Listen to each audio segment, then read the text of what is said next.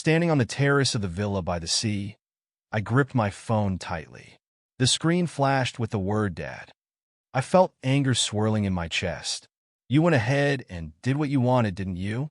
I said, my voice trembling. From the other end of the line, I heard my dad's breathing. "Margaret, I thought you'd understand. Diana needs money. If we don't pay the debt, well, it's only natural for family to help each other out," he continued.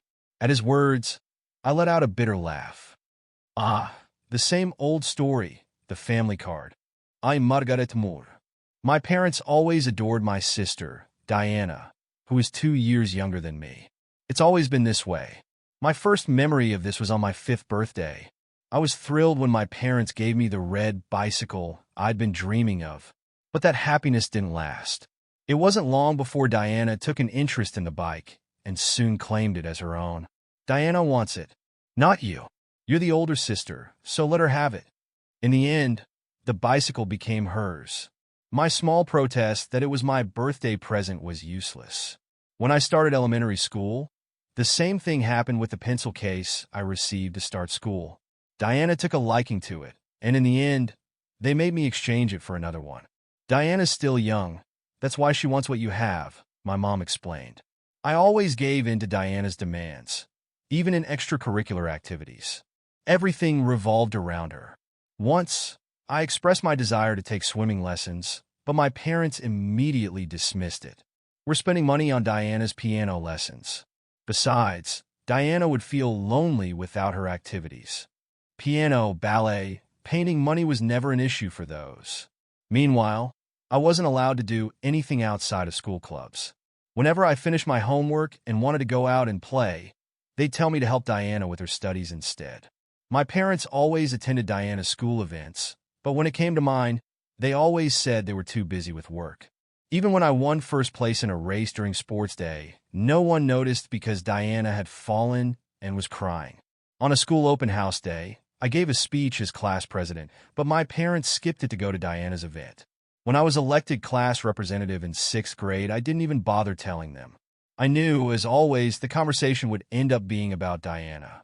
What I remember most was my junior year of high school. I worked tirelessly to get accepted into my first-choice university, but when I told them, my parents' reaction was cold. "Oh, that's nice," my mom said indifferently. "I'm more interested in Diana's practice exam results."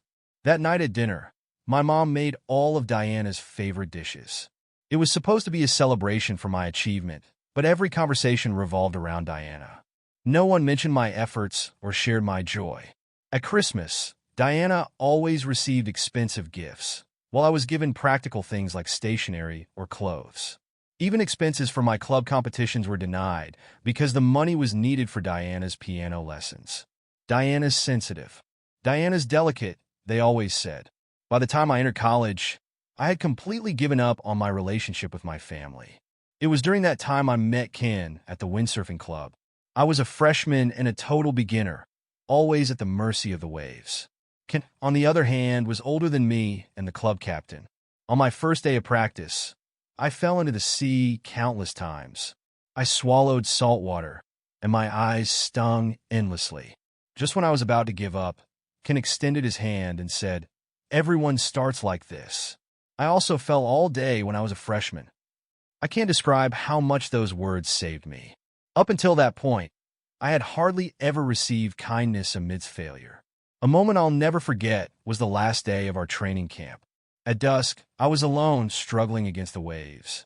I hadn't managed to stand up even once that day, and this was my last chance. "Margaret, the wind is changing," Ken shouted from the shore. As soon as I heard his voice, everything suddenly became clear. The wind direction, the movement of the waves, the feel of the board. Before I knew it, I was standing on the waves. I had done it. My teammates started applauding, but all I saw was Ken's beaming smile. "Don't tense up on the board," he advised gently. "Feel the waves and move with them." For some reason, those words resonated deeply within me. No one had treated me with such care before. My parents always focused on Diana and showed little interest in my efforts or achievements. "Margaret, you have talent," Ken told me. "Your intuition for reading the waves is incredible." It wasn't just his technical guidance that drew me in, but also his kindness and those mischievous expressions he sometimes had. Months later, we started dating. When I graduated from college, we decided to turn our passion for marine sports into a business and opened an import company. People around us were against it, especially my parents, who strongly opposed the idea. We worked tirelessly to raise the initial capital. I juggled 3 part-time jobs, while Ken borrowed money from his family. Our first office was a small apartment, a 30-minute walk from the nearest station.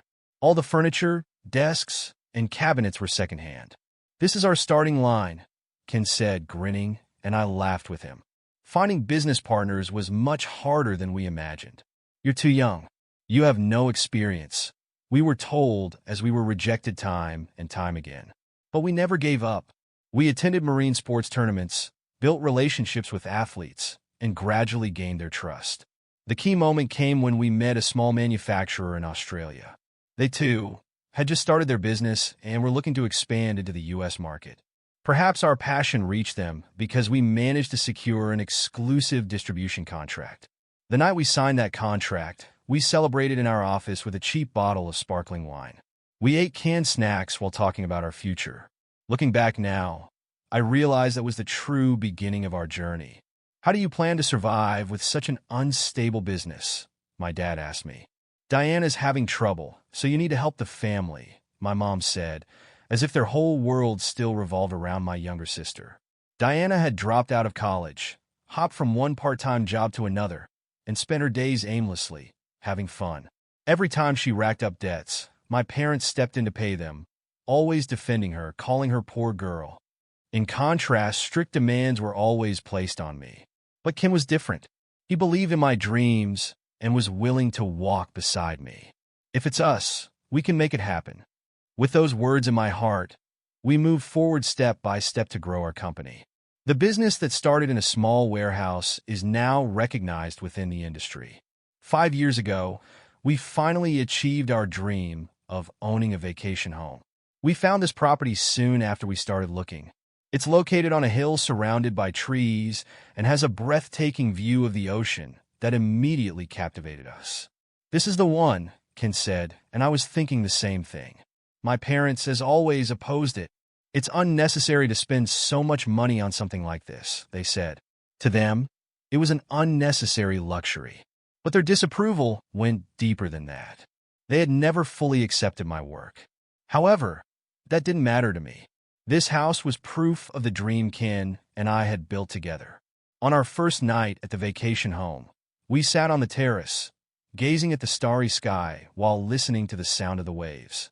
Ken took my hand and said, "Margaret, we're going to grow old together here." Those words still warm my heart to this day. But everything began to unravel with a single phone call from my dad.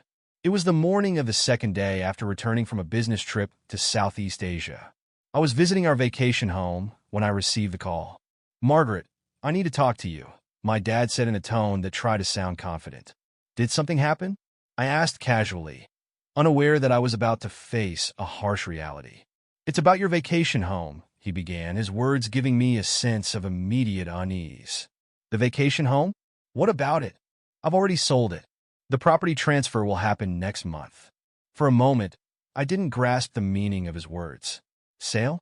Transfer? Our precious vacation home? What are you talking about?" I said, my voice trembling. "Diana's in trouble," my dad explained. "She failed in an investment, and now she has a debt of $200,000. His tone sounded more like an excuse than an explanation. "And what does that have to do with our vacation home?" I asked, feeling anger starting to burn in my chest. "Margaret, I thought you would understand. Diana needs money. If we don't help, the debt collectors." "You went ahead and did what you wanted, didn't you?" I interrupted him in an icy voice, gripping the balcony railing tightly. "You're almost using the vacation house," my dad said, now in a firmer tone. "Diana's life is at stake. It's more important than a vacation home you rarely use than your sister's life." "That's Diana's problem," I replied, struggling to keep my voice steady. "How did you even manage to sell the vacation home without our consent?" I sensed a moment of hesitation in my dad's response. I had your signatures and the documents were already prepared. You forged them. My heart pounded as the gravity of my parents' actions sunk in. Margaret, listen to me. Diana's not at fault. She was just tricked. No, this is a crime. Unauthorized sale is fraud, I said, my voice cold. I'm going to contact the police. I heard my dad gasp on the other end of the line. The police? Don't be ridiculous. How can you bring a family matter to light? No, this isn't just a family matter. It's a crime, I said firmly, gripping the railing even tighter. Dad, Mom, it's time you stop cleaning up Diana's messes. The vacation home that Ken and I had worked so hard to obtain, saving for years, was our special place. There, we dreamed, surfed, and watched the stars while sharing our hopes for the future. Margaret, we're family. Aren't we supposed to help each other out? That's what family does, my dad pleaded, his voice shifting to a desperate tone. Yes, we are family, I replied, letting out a deep sigh. And that's why I have to report you and Mom for fraud. When I ended the call, only the sound of the waves remained in the air. The salty breeze cooled my cheeks, still flushed with anger. I couldn't believe my parents had stooped so low. Their twisted devotion to Diana had finally crossed an unforgivable line. Perhaps, in part, I was to blame for not stopping them sooner. But enough was enough. I put my phone in my pocket and went back inside the vacation home. An hour later, my phone rang again. This time it was Ken. Margaret, are you okay? Hearing his voice, I felt a little calmer. Yes, I just finished talking to my dad. I received a call from the prospective buyer, Ken said in a firm tone. Turns out he's one of my college buddies. When I explained the situation, they immediately understood that the sale shouldn't proceed and called me. I let out a deep sigh of relief. At least that problem was solved. Thank you, Ken. I also spoke with the police, he continued. They found the forged documents your parents used. His words made my chest tighten. How low could my dad and Mom sink? Ken arrived at the vacation home later that night, despite his workday. He came to see me because he was worried. Are you all right? He asked me with his gentle voice, which brought a much-needed sense of solace. Ken hugged me softly, and the tears I'd been holding back finally started to stream down. Why would they do this? They think they can get away with anything as long as it's for Diana. Ken stroked my hair while talking to me calmly. You haven't done anything wrong. In fact, I'm proud of you for standing your ground. His words went straight to my heart. The next day, the police launched a full-scale investigation. My parents were questioned on charges of attempted fraud. My mom called me repeatedly, but I didn't answer. It's been a week since then.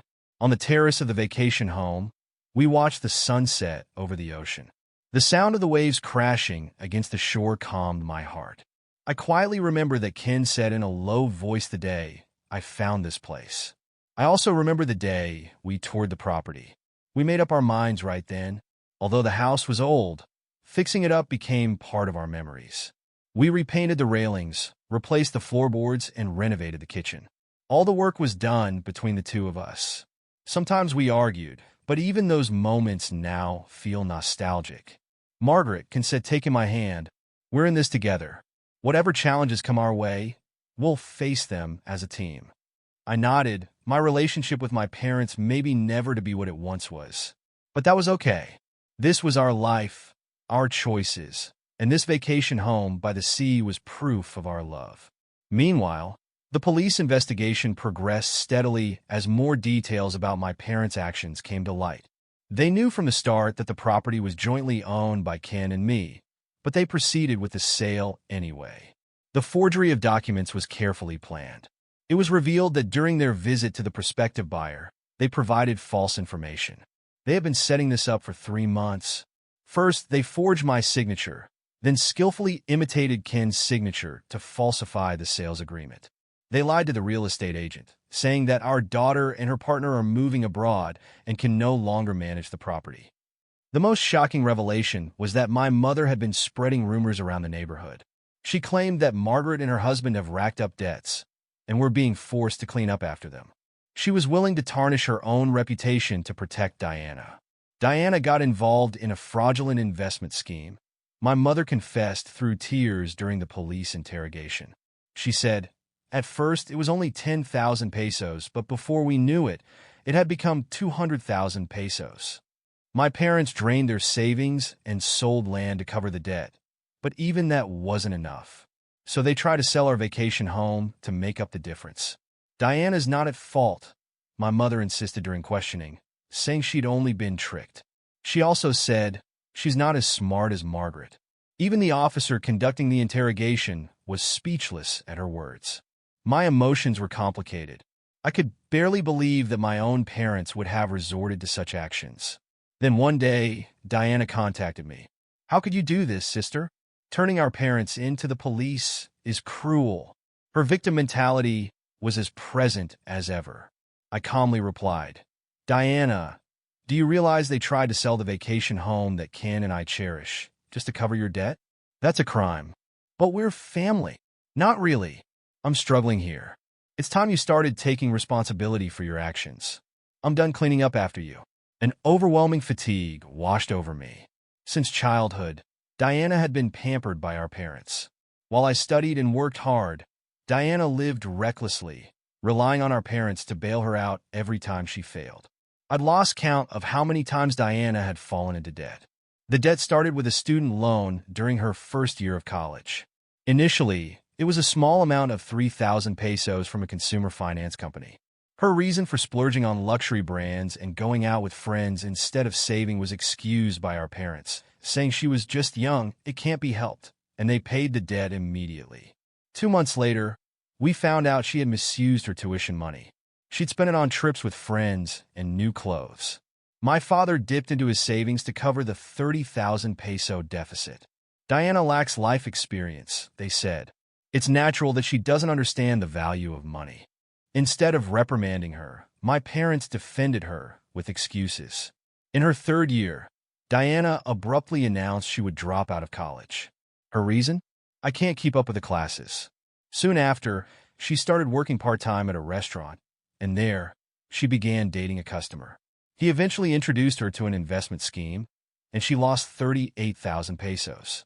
"You wouldn't understand, Margaret, because you're so smart," Diana said, staring at me as if I were the problem. My parents begged her to break up with him and managed to persuade her. But once again, they paid off her debt. Their retirement savings were almost depleted. Now, tricked by another fraudulent investment scheme, Diana had racked up 200,000 pesos in debt. This time, my parents didn't have the means to cover it, so they resorted to selling our vacation home.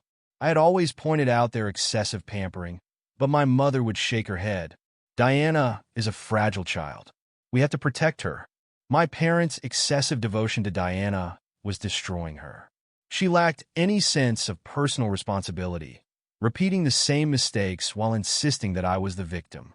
When I decided to start my own business, my parents vehemently opposed it.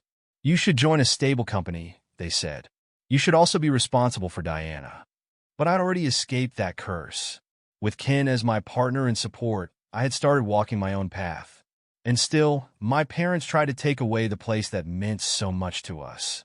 In the end, the total debt, as far as I knew, exceeded 400,000 pesos.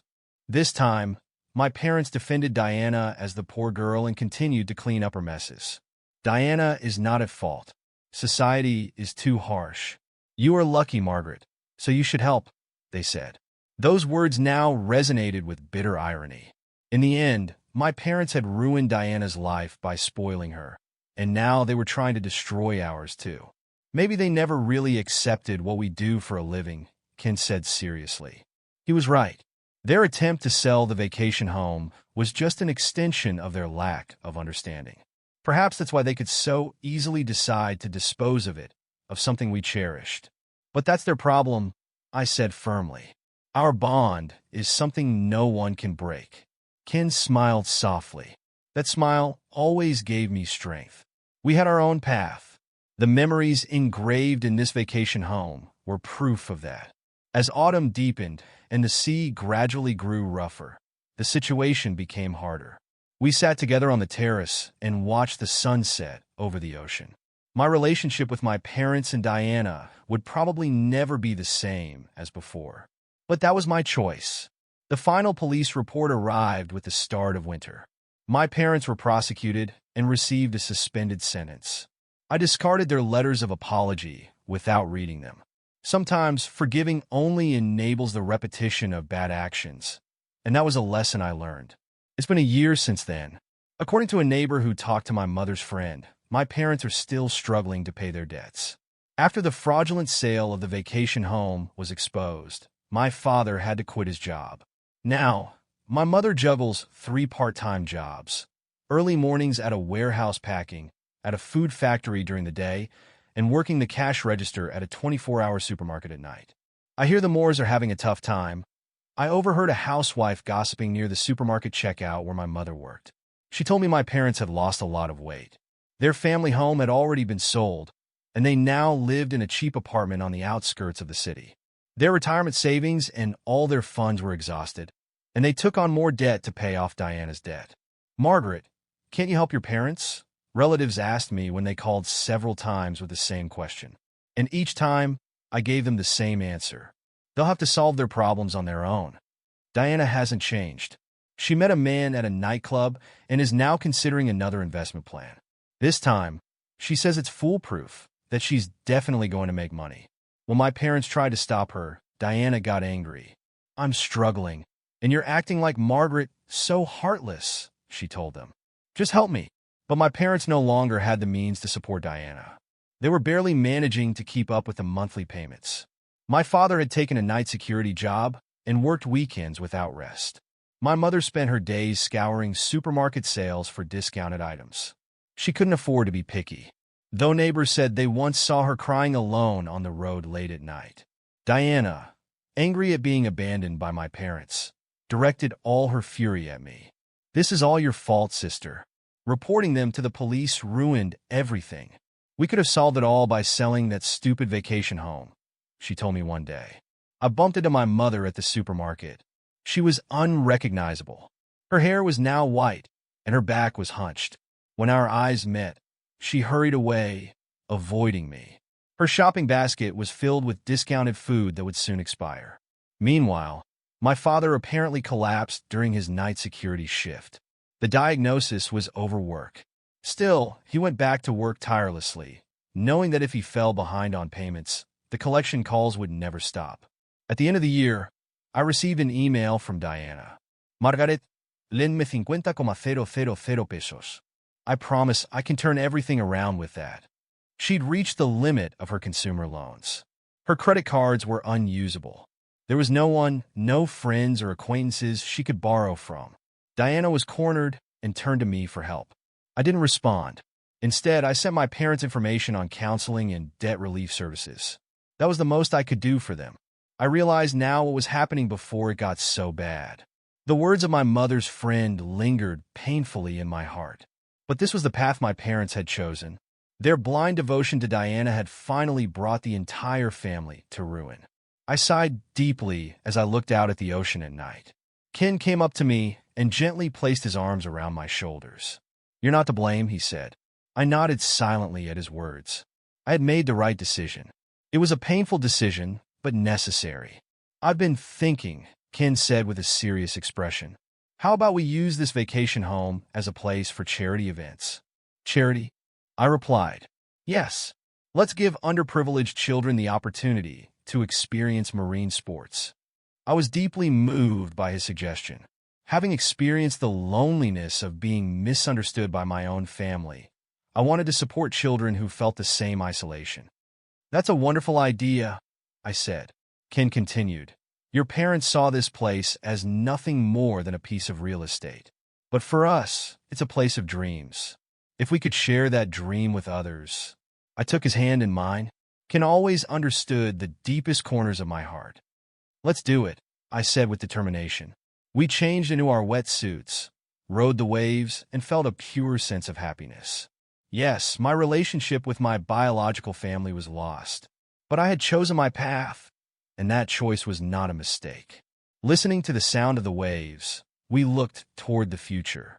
The vacation home will continue to nurture our dreams, and now it will also become a place of hope for others pursuing their own.